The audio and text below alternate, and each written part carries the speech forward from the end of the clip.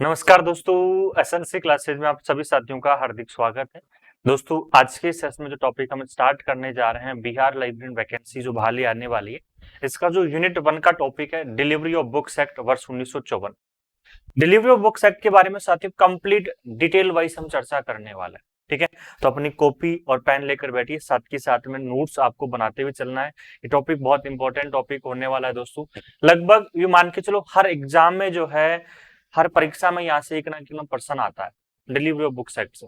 लगभग केवीएस हो गया, एनवीएस हो गया, डी ट्रिपल एस भी हो गया, राजस्थान हो गया, यूजीसी नेट के लेवल तक हम बात करें, लगभग हर एग्जाम में यहाँ से एक ना एक क्वेश्चन पूछा जाता है। तो बहुत इंपॉर्टेंट टॉपिक होने वाला, तो भैया नोट्स बनाना आप स्टार्ट कर दीजिए। ठीक है, नोट्स बिना कुछ भी नहीं है। आप अपना रिवीजन जो करोगे, आपका जो मैन जो है पोटेंशियल जो होगा, वो साथियों कंप्लीटली आपका नोट्स ही है। तो ये चीज आपको ध्यान रखो। ठीक है, डिलीवरी ऑफ बुक्स एक्ट है क्या, इसके बारे में जानते हैं। मेनली जो है कि भैया है क्या, काम कैसे करता है, इसको लाया क्यों जाता है, इस डिलीवरी ऑफ बुक्स एक्ट को। देखिए, डिलीवरी ऑफ बुक्स एक्ट जो है, इसे दोस्तों हम डीबी एक्ट भी हम कहते हैं। इसे ही हम कैसे क्या बोल सकते हैं, शॉर्ट फॉर्म में डीबी एक्ट वर्ष 1954 भी कह सकते हैं। भारत स्वतंत्र होने के बाद साथियों भारत को एक राष्ट्रीय पुस्तकालय की आवश्यकता पड़ती है, एक नेशनल लाइब्रेरी की आवश्यकता पड़ती है। ठीक है, नेशनल लाइब्रेरी की आवश्यकता पड़ती है, तो भारत का राष्ट्रीय पुस्तकालय की स्थापना की जाती है वर्ष 1948 में, जिसे हम कह सकते हैं नेशनल लाइब्रेरी ऑफ इंडिया, जो कि 1948 में स्थापना की जाती है। ठीक है, कहाँ का स्थापना की जाती है, आपकी कलकत्ता में दोस्तों इसकी स्थापना होती है। अब यहाँ पर जो है पुस्तकें बहुत सारी संग्रहित थी। इससे पहले जो है नेशनल लाइब्रेरी ऑफ इंडिया से पहले जो है, इसका जो पूर्व नाम था दोस्तों, वो क्या नाम है, इंपीरियल पब्लिक लाइब्रेरी। इसका जो है पूर्व नाम की मैं बात करूं, वो क्या नाम है, imperial public library. Imperial public library की स्थापना जो है वर्ष 1902 में होती है। ठीक है, ये चीज आपको ध्यान रखना है। बाद में जब भारत स्वतंत्र हुआ, तो स्वतंत्र होने के बाद जो है इसी लाइब्रेरी का जो इंपीरियल पब्लिक लाइब्रेरी है, इसका नाम चेंज करके क्या किया गया, नेशनल लाइब्रेरी ऑफ इंडिया किया गया। 1948 में कलकत्ता में क्या होती है, इसकी स्थापना होती है। ठीक है, अब यहाँ पर जो है इंपीरियल पब्लिक लाइब्रेरी भी साथियों एक प्रकार से डिपोजिटरी लाइब्रेरी के रूप में काम कर रही थी। यहाँ पर जो है इंपीरियल लाइब्रेरी भी क्या कर रही है, डिपोजिटरी लाइब्रेरी के रूप में, मींस जितनी भारत में पुस्तकें प्रकाशित हो रही है उनकी एक संग्रहण यहाँ पर किया जा रहा है। ठीक है, कुछ आमतौर पर। लेकिन इसके अलावा जो है एक इंडियन ऑफिस लाइब्रेरी हो रहा है। ठीक है, ये कौन सी लाइब्रेरी है, इंडियन ऑफिस लाइब्रेरी। ये इंडियन ऑफिस लाइब्रेरी की साथियों में बात करूं, ये इंडियन ऑफिस लाइब्रेरी कहां आपको मिलती है, लंदन में आपको मिलती है। ठीक है, ये भी जो है यहाँ पर एक प्रकार से डिपोजिटरी लाइब्रेरी के रूप में क्या कर रही है, काम कर रही है। मेन डिपोजिटरी लाइब्रेरी के रूप में जो काम कर रही है भारत को स्वतंत्र होने से पहले, इंडियन ऑफिस लाइब्रेरी काम कर रही है। और ये कहां पर है, लंदन। मीन्स भारत में जितनी पुस्तकें प्रकाशित होंगी सारे के सारे जो है उनमें से एक जो पढ़ती है, एक जो बेस्ट कॉपी है, वो आपको यहाँ पर लंदन भेजनी होती थी। भारत स्वतंत्र होने के बाद ये एक्ट अपने आप में खत्म हो जाता है, इंडियन ऑफिस लाइब्रेरी वाला। तो भैया फिर आपकी नेशनल लाइब्रेरी ऑफ इंडिया को जो पुस्तकें मिलनी थी, तो इसके लिए जो है एक डिलीवरी ऑफ बुक्स एक्ट लाया जाता है। क्लियर है या नहीं है। अब हम स्टार्ट करते हैं जीरो से, कि डिलीवरी ऑफ बुक्स एक्ट से पहले कौन सा एक्ट लागू था। ठीक है, देन इसके बाद जो है हम किसकी चर्चा करेंगे, आपकी प्रेस एंड रजिस्ट्रेशन एक्ट की हम बात करेंगे, फिर उसके बाद डिलीवरी ऑफ बुक्स एक्ट की हम चर्चा करेंगे। तो भारत को स्वतंत्र होने से पहले जो डिलीवरी ऑफ बुक्स एक्ट है, इससे पहले जो है कौन सा एक्ट काम कर रहा है, प्रेस एंड रजिस्ट्रेशन एक्ट काम कर रहा है। देखिए, प्रेस एंड रजिस्ट्रेशन एक्ट 1867।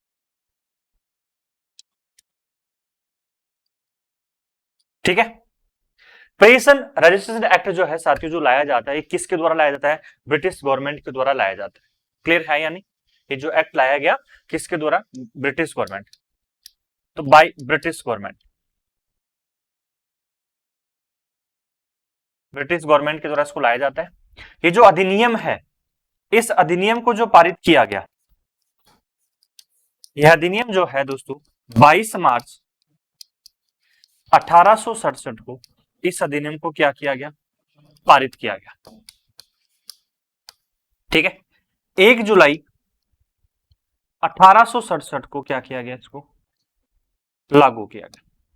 ठीक है, अब अधिनियम लाने का उद्देश्य क्या था, ब्रिटिश गवर्नमेंट ये कहती है कि भैया भारत में जितनी पुस्तकें प्रकाशित हो रही है उनकी एक कॉपी जो है प्रेस एंड रजिस्ट्रेशन एक्ट के अंतर्गत आपको जमा करवानी होगी। आने वाली जो भावी पीढ़ी है उसके लिए हम ज्ञान का संग्रहण कर रहे हैं। दूसरा जो है यहां पर कहा गया कि आपको पुस्तक प्रकाशन करने से पूर्व पहले जमा करवानी होगी और हमसे क्या कर लेना पड़ेगा, आपको अप्रूवल लेना पड़ेगा। अप्रूवल लेने के बाद आपको अप्रूवल मिल जाएगा, ठीक है। उसके बाद जो आपको क्या कर सकते हो, पुस्तक आप छाप सकते हो, पब्लिश कर सकते हो। उससे पहले आप पब्लिश नहीं कर सकते हो, ठीक है। हम देखेंगे कि इस पुस्तक में जो है, जो पुस्तक प्रकाशन की जा रही है, इसमें कोई अतथ्य तो नहीं है, ब्रिटिश गवर्नमेंट के खिलाफ कुछ ऐसा तो नहीं है जो बगावत हो जाए, ठीक है। तो बहुत सारी चीजें थी यहाँ पर। तो मेनली जो इस एक्ट का लाने का उद्देश्य था कि भैया जो भी छप रहा है, जो भी प्रकाशन हो रहा है, वो ब्रिटिश गवर्नमेंट को पता होना चाहिए। कुछ भी ऐसा गलत अतथ्य होगा तो इसको छापने की जो है, पब्लिश करने की हम अनुमति नहीं देंगे। क्लियर है या नहीं है, ये चीज आपको ध्यान रखना, ठीक है। अब देखो, तो यहां पर ये एक्ट लाया जाता है। अब इसके अंतर्गत जो है आपकी जो डिपोजिटरी लाइब्रेरी जो बनाई जाती है, वो डिपोजिटरी लाइब्रेरी किसको बनाई गई? डिपोजिटरी जो लाइब्रेरी बनाई गई है वह है इंडियन ऑफिस लाइब्रेरी।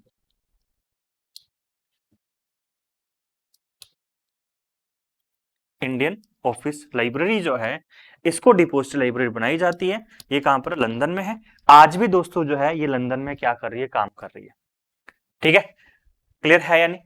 अब ये एक्ट आने के बाद जो है भारत में कोई भी, इंडिया में साथियों कोई भी किसी प्रकार की बुक पब्लिश होती, इंडिया में क्या होती, कोई भी किसी प्रकार की बुक पब्लिश होती, तो बुक पब्लिश होती तो पहले जो प्रकाशक है, ठीक है, उसकी वन कॉपी, एक प्रति, एक कॉपी जो है दोस्तों कहां जमा करवानी पड़ती है आपको? इंडियन ऑफिस लाइब्रेरी में। ये अप्रूव करती, ये देखती, पढ़ती, उसके बाद में फिर उसके बाद अप्रूव करती कि भैया हाँ अब आप क्या कर सकते हो, पुस्तक छाप सकते हो। क्लियर है या नहीं है? इस प्रकार से क्या कर रही थी, ये प्रेस एंड रजिस्ट्रेशन एक्ट यहाँ पर आपके काम कर रहा था। अब दोस्तों क्या होता है, भारत स्वतंत्र होता है। भारत स्वतंत्र होने के बाद जो है आपको ये एक्ट तो खत्म हो गया। अब आपको भारत को जो है एक नए एक्ट की आवश्यकता पड़ती है, प्रेस एंड रजिस्ट्रेशन एक्ट के अंतर्गत। तो इसका नाम चेंज करके एक नया जो है अधिनियम लेकर आते हैं संसद में, डिलीवरी ऑफ बुक्स एक्ट 1954 के अंतर्गत जो है नया एक्ट पारित किया जाता है, ठीक है। आज भी दोस्तों जो है प्रेस एंड रजिस्ट्रेशन एक्ट जो 1867 है, इसके अंतर्गत जितनी पुस्तकें प्रकाशित हुई है, ठीक है, और इनको प्राप्त हुई है, ठीक है, वो सारे की सारे लंदन में अभी पड़ी, ठीक है। बहुत सारा इस पर मुकदमा भी जो बीच में पहले मुद्दा भी उठाता है कि भाई ये पुस्तकें जो हम लौटाना चाहते हैं, लेकिन भारत और पाकिस्तान वाले कह रहे हैं कि भैया हमें ज्यादा चाहिए, वो ज्यादा चाहिए, तो इस वजह से जो अभी तक वहां पर पुस्तकें है अवेलेबल है। भारत स्वतंत्र होता है और स्वतंत्र होने के बाद दोस्तों क्या होती है, एक एक्ट की हमें आवश्यकता पड़ती है और उस एक्ट का नाम क्या है आपकी? डिलीवरी ऑफ बुक्स एक्ट 1954, ठीक है। डिलीवरी ऑफ बुक्स एक्ट 1954, इस अधिनियम जो है, यह एक्ट जो है, अधिनियम जो पारित किया जाता है वो साथियों 20 मई 1954 को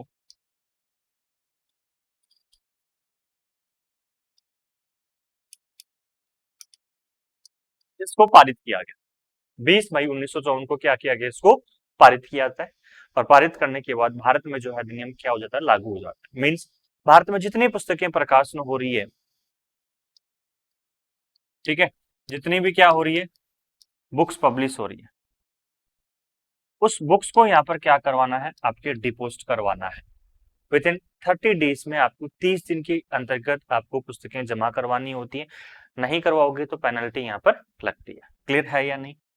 अब देखो, अब यहाँ पर जो डिलीवरी ऑफ बुक्स एक्ट के अंतर्गत जो है आपके इसमें शामिल जो किया गया, इसमें अगर मैं बात करूं तो इसमें शामिल जो है ना, केवल और केवल वो वर्ष 1954 में शामिल किसको किया गया, आपके केवल बुक्स को यहाँ पर शामिल किया जाता और किसी को भी यहाँ पर शामिल नहीं किया है। ओनली बुक्स को शामिल किया है वर्ष 1954 में कि भैया जो भी पब्लिशर है, ठीक है, ये जो पुस्तक डिपोजिट करवानी होती है, ये भी आप ध्यान रखो, किसको डिपोजिट करवानी? पब्लिशर को, जो पुस्तक पब्लिश करा उसको। ये लाइबिलिटी केवल और केवल पब्लिशर पर लाइबिलिटी है, ना ही तो साथियों आपको जो है ऑथर पर जो है, ना ही किसी अन्य व्यक्ति पर है। है ना। केवल और केवल जो पब्लिशर है उस पर ये लाइबिलिटी बनती है कि आपको जो है पुस्तक डिपोजिट करवानी। क्लियर है नहीं। शामिल क्या किया गया, पुस्तकें इसमें शामिल किया जाता है। अब जो है इसमें साथियों क्या होता है, अमेंडमेंट्स होता है। इस अधिनियम में जो है अमेंडमेंट्स किया जाता है। अमेंडमेंट्स जिसे मैं दोस्तों क्या कह सकता हूं, संशोधन कह सकता हूं। और संशोधन जो है कब होता है, इसमें वर्ष 1956 में इसमें क्या किया गया, संशोधन किया गया। फिर एक अमेंडमेंट्स लाया जाता है और अमेंडमेंट्स करके अब की बार जो इसमें जो शामिल किया जाता है वो शामिल क्या किया गया अब की बार, कि भैया बुक्स तो है ही है, ठीक है, इसमें आपकी न्यूज़पेपर शामिल किया गया।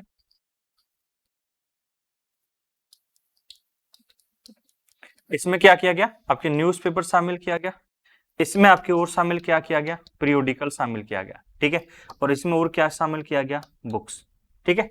ये बुक्स तो 1954 में थी और यहाँ पर दो चीजें और ऐड कर दी जाती है, न्यूज़पेपर और पीरियोडिकल्स और इसमें शामिल कर ली जाती है डिलीवरी ऑफ बुक्स एक्ट वर्ष 1954 में। तो आपसे पूछा जाता है, बहुत बार एग्जाम में आता है, डिलीवरी ऑफ बुक्स एक्ट में क्या क्या शामिल है। आप लोग न्यूज़पेपर है, समाचार पत्र है, पीरियोडिकल्स पत्र पत्रिकाएं हैं, बुक्स मीन्स पुस्तकें, ये तीन चीजें यहाँ पर क्या इसमें शामिल की गई है आज के समय में। क्लियर है नहीं।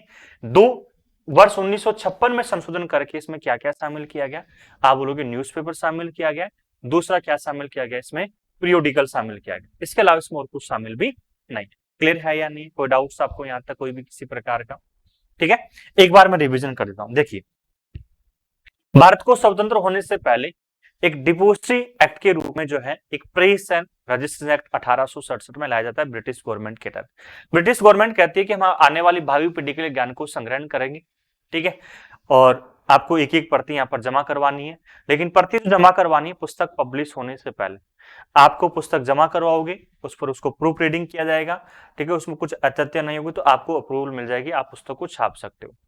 इसके अंतर्गत जो डिपोजिटेड लाइब्रेरी है कि जो आप पुस्तक जो जमा करवाओगे कहां पर, इंडियन ऑफिस लाइब्रेरी लंदन में, तो पुस्तक जो लंदन भेजनी होती थी, फिर वहां से आपको अप्रूवल आता, फिर उसके बाद पुस्तक जो है ये छपती थी, ठीक है। भारत स्वतंत्र होने के बाद भारत को एक नए एक्ट की आवश्यकता पड़ती है डिपोजिटेड लाइब्रेरी के रूप में आने वाली भावी पीढ़ी के लिए ज्ञान को संग्रहण करने के लिए।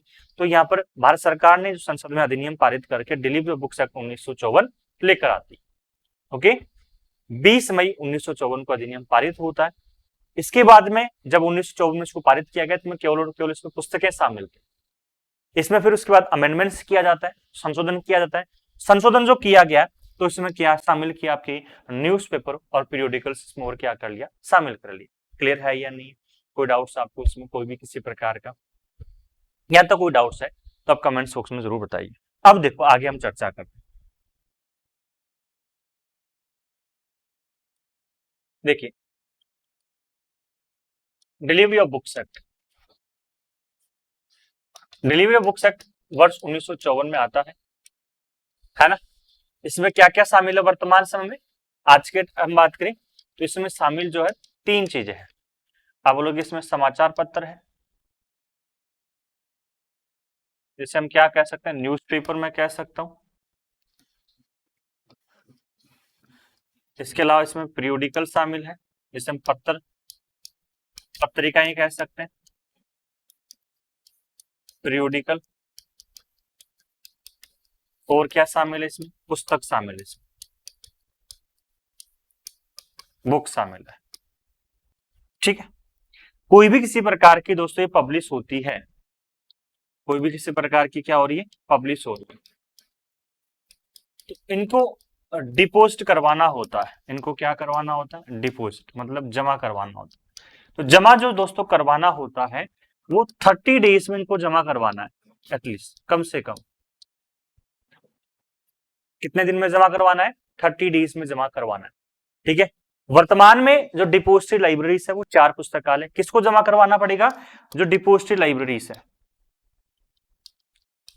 इन डिपोजिटरी लाइब्रेरीज को जमा करवाना पड़ता है। अभी मैं डिपोजिटरी लाइब्रेरीज के नाम भी लिखवाऊंगा, कौन कौन सी है, नेशनल लाइब्रेरी ऑफ इंडिया है, पुणे मेरा पब्लिक लाइब्रेरी है, रॉयल एशियाटिक सोसाइटी है, ठीक है, और एक दिल्ली पब्लिक लाइब्रेरी। इन 4 पुस्तकालयों को जो है क्या करवाना होता है, आपके जो है ये आपकी कोई भी किसी प्रकार की पुस्तक हो जाती है, कोई भी किसी प्रकार का समाचार पत्र हो जाता है, कोई भी किसी प्रकार की पत्र पत्रिका हो जाती है, विद इन 30 डेज में आपको डिपोजिट करवाना होता है।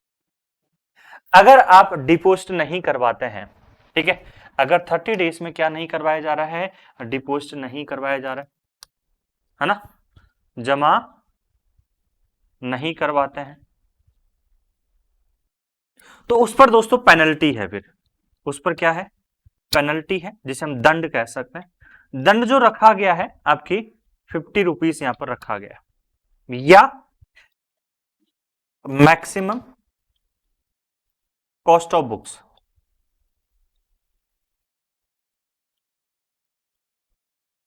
है ना। अगर कोई भी किसी प्रकार का पब्लिशर जो है डिलीवरी ऑफ बुक्स एक्ट के अंतर्गत जो क्या नहीं करवा रहा है, पुस्तक जमा नहीं करवा रहा है, समाचार पत्र जमा नहीं करवा रहा है, ठीक है, पत्र पत्रिका जमा नहीं करवा रहा है, तो यहाँ पर जो पेनल्टी रखी गई है वो कितना रखा गया, यहाँ पर आपकी 50 रुपीज आपका पेनल्टी यहाँ पर रखा गया। यह जो रखा गया है मैक्सिमम कॉस्ट ऑफ बुक्स, अधिकतम मूल्य पुस्तक का, जो पुस्तक का जो मूल्य रखा गया है अधिकतम जितना भी है वो उस पर जो है जुर्माना लगाया जाएगा। क्लियर है या नहीं है, कोई डाउट्स आपको, ठीक है। इसके अलावा इसमें जो टोटल सेक्शन है, टोटल सेक्शन कितने हो जाते हैं, इसमें टोटल सेक्शन है 8, और जो पेनल्टी जो लगाई जाती है ये कौन से सेक्शन के अनुसार लगाई जाएगी दोस्तों, ये पेनल्टी लगाई जाएगी सेक्शन 5 के अनुसार।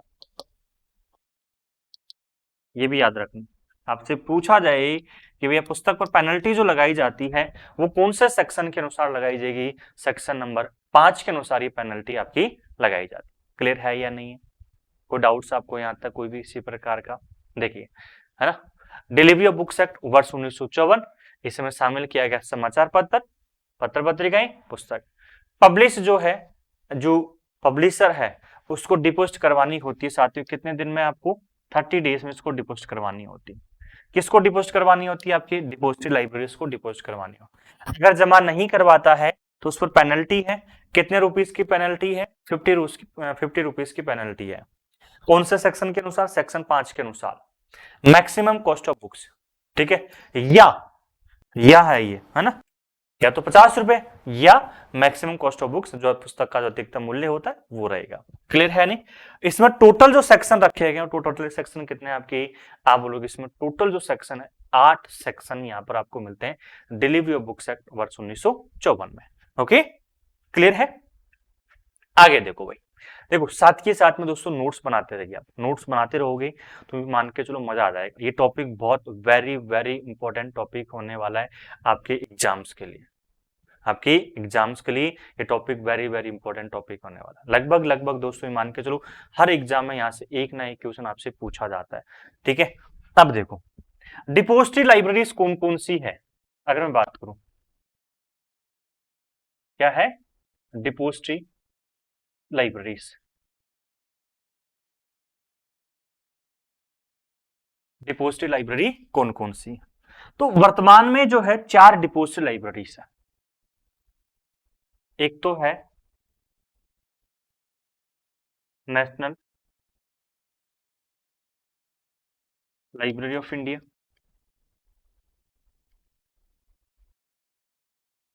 दूसरी है रॉयल एशियाटिक सोसाइटी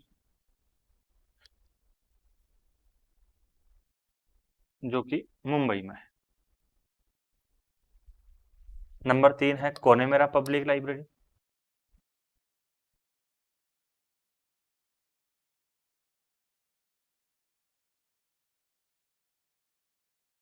नंबर 4 है दिल्ली पब्लिक लाइब्रेरी।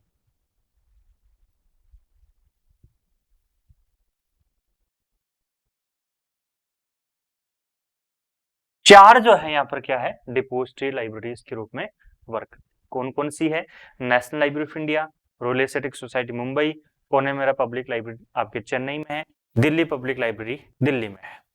क्लियर है नहीं। अब इसमें जो मेन डिपोजिटरी लाइब्रेरी है ना, ठीक है, जो मेन डिपोजिटरी लाइब्रेरी मुख्य, जैसे मैं कह सकता हूं मुख्य जो लाइब्रेरी है, तो मुख्य जो है वो कौन सी है, नेशनल लाइब्रेरी ऑफ इंडिया है, ठीक है। जब डिलीवरी ऑफ बुक्स एक्ट वर्ष 1954 आता है तो मेनली जो इसमें लिखा गया है जो आपकी वो नेशनल लाइब्रेरी ऑफ इंडिया के बारे में चर्चा की जाती है, बाद में इसको शामिल किया जाता है। नेशनल लाइब्रेरी ऑफ इंडिया जो इसकी स्थापना जो है ना, ठीक है, इसकी स्थापना वर्ष 1948 में होती है, ये ध्यान रखना। रॉयल एशियाटिक सोसाइटी जो मुंबई वाली है, इसकी स्थापना 1804 में होती है। ठीक है। कोनेमेरा पब्लिक लाइब्रेरी, इसकी स्थापना 1890 में इसकी स्थापना होती है। ओके। और दिल्ली जो पब्लिक लाइब्रेरी, इसकी स्थापना दोस्तों कब होती है? 1951 में। ये आपको ध्यान रखना। क्लियर है या नहीं? इसकी स्थापना हो जाती। ठीक है। ये चारों पुस्तकालय जो है, ये चारों के चारों मिनिस्ट्री ऑफ कल्चर डिपार्टमेंट जो है, संस्कृति जो मंत्रालय का संस्कृति मंत्रालय जो मंत्री है, सॉरी संस्कृति जो मंत्रालय हो जाता है, मिनिस्ट्री ऑफ कल्चर डिपार्टमेंट हो जाता है, उसके अधीन काम कर रही। और मिनिस्ट्री ऑफ कल्चर डिपार्टमेंट के जो वर्तमान जो मंत्री है, मिनिस्टर है, वो मिस्टर गजेंद्र सिंह शेखावत है। क्लियर है या नहीं? ठीक है। अब देखो, ये जो है ना, ये वाला लाइब्रेरी, इसको शामिल किया गया वर्ष 1954। इसको कब शामिल किया गया? वर्ष 1954। रॉयल एशियाटिक सोसाइटी को कब शामिल किया गया? इसको भी 1954 में शामिल किया गया। ठीक है। कोनेमेरा पब्लिक लाइब्रेरी जो, इसको कब शामिल किया गया? इसको शामिल किया गया 1980 में। और जो दिल्ली पब्लिक लाइब्रेरी, इसको शामिल कब किया गया? 1984 में। मतलब ये ईयर कौन से आ गए? डिपोजिटरी लाइब्रेरी कब बनाया गया इनको? आपसे पूछा जाए कि इनको जो डिपोजिटरी लाइब्रेरी कब बनाया गया, तो डिपोजिटरी लाइब्रेरी जो ईयर है ना, ये क्या है? डिपोजिटरी लाइब्रेरी ईयर है। ये तो इसकी स्थापना हो जाती है, establishment. National Library of India को जो है डिपोजिटरी लाइब्रेरी के रूप में जो घोषित किया गया वर्ष 1954 में। रॉयल एशियाटिक सोसाइटी जो मुंबई है, इसको कब घोषित किया? वर्ष 1954 में। कोनेमेरा पब्लिक लाइब्रेरी है, इसको कब घोषित किया गया? वर्ष 1980 में।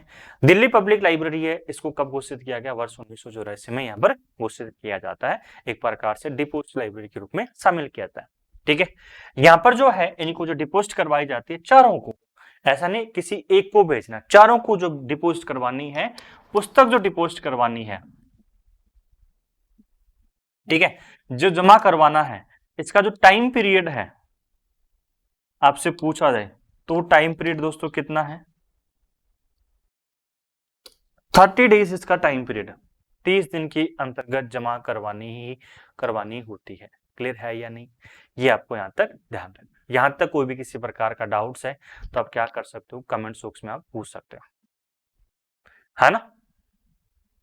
देखिए, एक चीज और लिख लेना आपसे, जो है डिलीवरी ऑफ बुक्स एक्ट जो वर्ष 1954 आता है, इसको किसके तहत पारित किया जाता है? कौन से अधिनियम के तहत इसको पारित किया जाता है? तो थोड़ा सा इंपॉर्टेंट है, इसको भी आप लिख लेना। तो जो है, इसको जो लाया जाता है, किस अधिनियम के तहत, किस या एक्ट के तहत इसको लाया जाता है? एक्ट बोलोगे, XXV, XXV 1867। XXV 1867 के अंतर्गत इसको क्या है? डिलीवरी ऑफ बुक्स एक्ट 1954 को लाया जाता है। क्लियर है या नहीं है? कोई डाउट्स आपको कोई भी किसी प्रकार का यहां तक? ठीक है।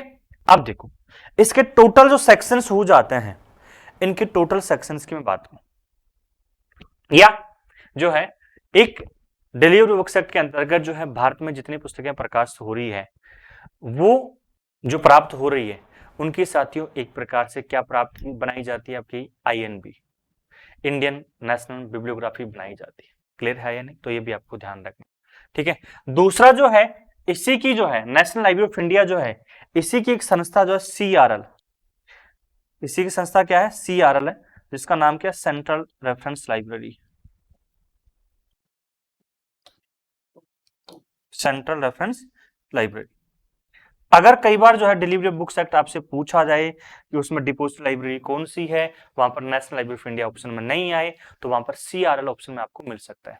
जितनी पुस्तकें यहाँ पर प्राप्त हो रही है डिलीवरी ऑफ बुक्स एक्ट के अंतर्गत, ठीक है, उन सभी की दोस्तों जो है आपकी एक INB तैयार की जाती है, एक इंडियन नेशनल बिब्लियोग्राफी, भारतीय राष्ट्रीय ग्रंथ सूची तैयार की जाती है। ठीक है। आगे चलते हैं। देखिए, इसमें टोटल जो है कितने सेक्शंस होते हैं, यह हम बात करें, इसकी थोड़ी सी डेफिनेशंस की हम चर्चा कर लें कि भैया है क्या डिलीवरी बुक्स एक्ट। तो भारत में प्रकाशित सभी पुस्तकों और समाचार पत्रों की प्रतियां, भारत में सभी पुस्तकों, समाचार पत्र की प्रतियां निर्दिष्ट सार्वजनिक पुस्तकालयों में उपलब्ध कराई जाए। सार्वजनिक पुस्तकालय कौन से हो जाते हैं? आपके सार्वजनिक पुस्तकालय जो आपको मिलेंगे 4, ओके, 4 पुस्तकालय हो जाते हैं टोटल।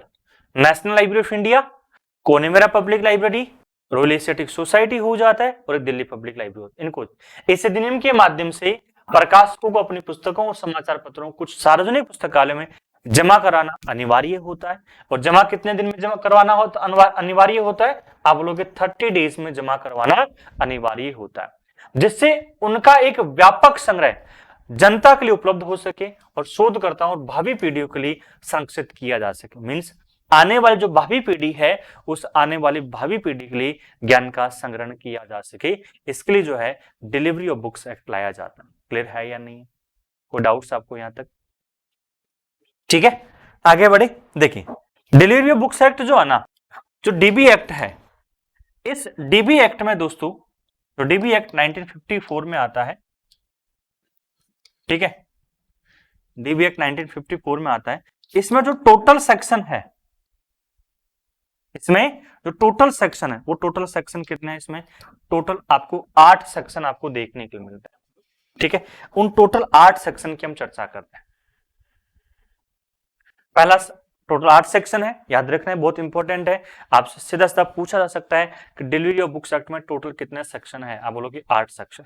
पेनल्टी कौन से सेक्शन के अनुसार लगाई जाती है? 5वें सेक्शन के अनुसार। अब एक एक चर्चा हम चर्चा करते हैं। डिलीवरी ऑफ बुक्स एक्ट का जो है टाइटल, जो है अधिनियम, जो है कहा जा सकता है कौन से सेक्शन के अनुसार? आपसे सीधा सीधा यहां से एग्जाम में क्वेश्चन पूछा जा सकता है ना। देखिए शॉर्ट एंड टाइटल एक्सटेंड के अनुसार है। दिस एक्ट में be called the delivery of books act, public library act 1954।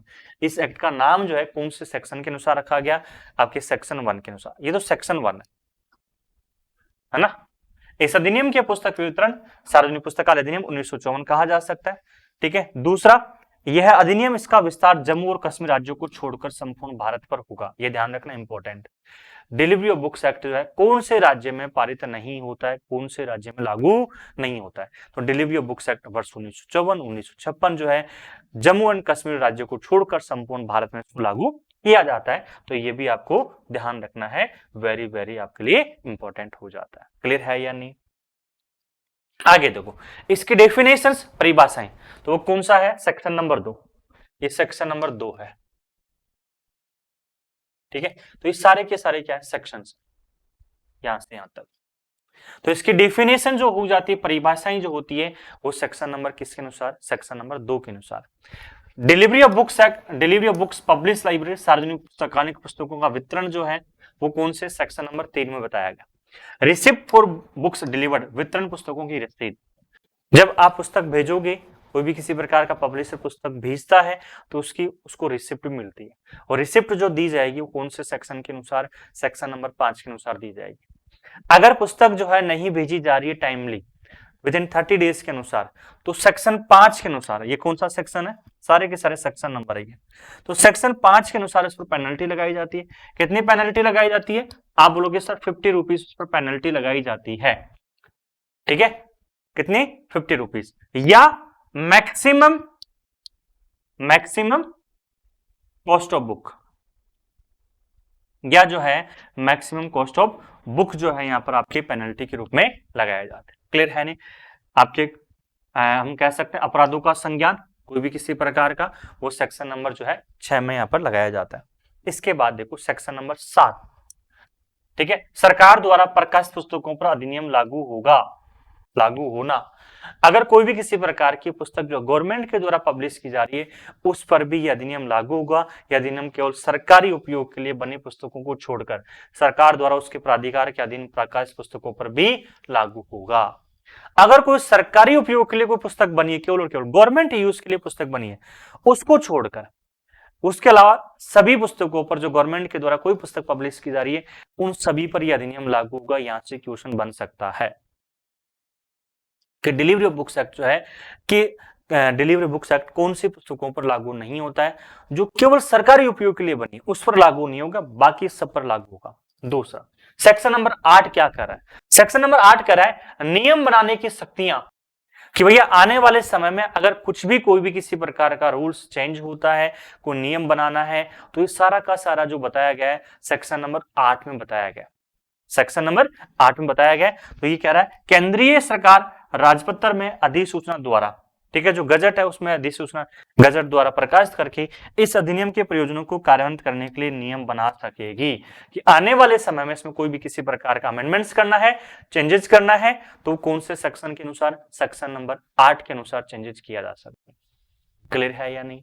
ये साथियों आपका जो है डिलीवरी ऑफ बुक्स एक्ट का टॉपिक क्या हो जाता है, कंप्लीट हो जाता है। अभी हमने साथियों इसके सेक्शंस हमने चर्चा की है, तो इसमें टोटल जो है डिलीवरी ऑफ बुक्स एक्ट में कितने सेक्शंस होते हैं, आप लोगों के टोटल 8 सेक्शन होते हैं। टोटल कितने सेक्शंस होते हैं, 8 सेक्शन होते हैं। 8 सेक्शन की हमने क्या कर लिया, इसमें चर्चा हमने कर ली है। ये टॉपिक क्या हो जाता है आपका, कंप्लीट हो जाता है। आई होप दोस्तों ये टॉपिक आपको समझ में आया, तो साथ के साथ में क्लास को लाइक करना है, शेयर आपको करना है, ठीक है। जितने भी आपके साथी फ्रेंड्स तैयारी करें उन्हें सभी तक आपको भेजना है, और आपको इसका नोट्स आपको जरूर बनाना है। आप सभी के लिए दोस्तों बिहार लाइब्रेरी के लिए स्पेशल जो है लाइब्रेरियन बैच आपको एप्लीकेशन पर अवेलेबल है। Download SLC classes application from Google play store. Bihar library के लिए कंप्लीट बैच आपको LIS का मिलने वाला है, ऑनलाइन कोर्स जिसमें classes, video classes, e notes, PDF, unit wise test, exam pattern test, complete classes आपको यहाँ पर आपको मिलने वाली, ठीक है। अभी तक आपने एप्लीकेशन डाउनलोड नहीं किया है तो डाउनलोड एसएलसी क्लासेस, आपको कंप्लीट जो कंटेंट हो जाता है वो कंप्लीट कंटेंट आपको यहीं से आपके लिए अवेलेबल होगा एसएलसी क्लासेस के माध्यम से। आप सभी के लिए दोस्तों जो क्लास नोट्स बुक्स हो जाती है, 3 बुक, वॉल्यूम फर्स्ट हो जाती है, वॉल्यूम सेकंड हो जाती है, वॉल्यूम थर्ड, ये 3 बुक कंप्लीट मिलकर आपका एक सिलेबस तैयार करती है बिहार लाइब्रेरियन का, ठीक है। और ऐसा नहीं कि एक शॉर्ट नोट्स है, 3 बुक है तो इसका मतलब आपकी कंप्लीटली जो है बहुत अच्छी तरीके से नोट्स तैयार किए गए हैं, ठीक है। अभी तक यू मान लो जो जितने भी एग्जाम्स हुए सारे के सारे में इन्होंने धमाल मचाया। ओके, तो आप इन बुक्स को ऑर्डर करने के लिए आप क्या कर सकते हो, एप्लीकेशन डाउनलोड कर सकते हो। एसएलसी क्लासेस का एप्लीकेशन डाउनलोड कीजिए गूगल प्ले स्टोर से और यहाँ से अपनी बुक्स भी ऑर्डर कर सकते हो। आप सभी के लिए जो है यूनिट वाइज बुक बूस्टर 2.0 के नाम से, जिसमें बेस्ट 8,888 प्लस क्वेश्चन आपको मिलने वाले हैं, जो कि यूनिट वाइज है, जो कि आपकी एग्जाम के अकॉर्डिंग साथियों बुक आपके लिए अवेलेबल है। इसके अलावा साथियों प्रीवियस ईयर क्वेश्चन बुक हो जाती है, PYQ बुक, जो आज तक जितने पेपर हो चुके सारे के सारे पेपर वो इसमें इंक्लूड किए गए, secrets of library information science में, ठीक है। इसमें ये जो पेपर शामिल किए गए वो सारे के सारे यूनिट वाइज हमने शामिल किए। आप सभी के लिए जो बिहार लाइब्रेरियन की जो बहाली होने वाली है, इसके लिए जो प्रैक्टिस सेट है, ठीक है, प्रैक्टिस सेट मैं कह सकता हूँ, मॉडल पेपर जिसे मैं कह सकता हूँ, तो इसे मॉडल पेपर है, 35 मॉडल पेपर आपके लिए होने वाला है, जो कि आपके कंप्लीट सिलेबस के आधार पर होने वाला है, ठीक है। इन सभी बुक्स को दोस्तों आप क्या कर सकते हो, एप्लीकेशन से आप क्या कर सकते हो, ऑर्डर कर सकते हो। अभी तक एप्लीकेशन डाउनलोड नहीं किया, डाउनलोड एसएलसी क्लासेस एप्लीकेशन। आपको कोई भी किसी प्रकार की इंफॉर्मेशन चाहिए, मेरे से बात आपको करना है साथियों, ठीक है, कुछ अदर इंफॉर्मेशन चाहिए तो आप इस नंबर पर कॉल कर सकते हो 9672948287 पर, और आप अपनी कंप्लीट इंफॉर्मेशन प्राप्त कर सकते हो, ठीक है। आज के सेशन को साथियों मैं यहीं पर समाप्त करता हूं, मिलेंगे अगले सेशन में, तब तक के लिए सभी को जय हिंद जय भारत।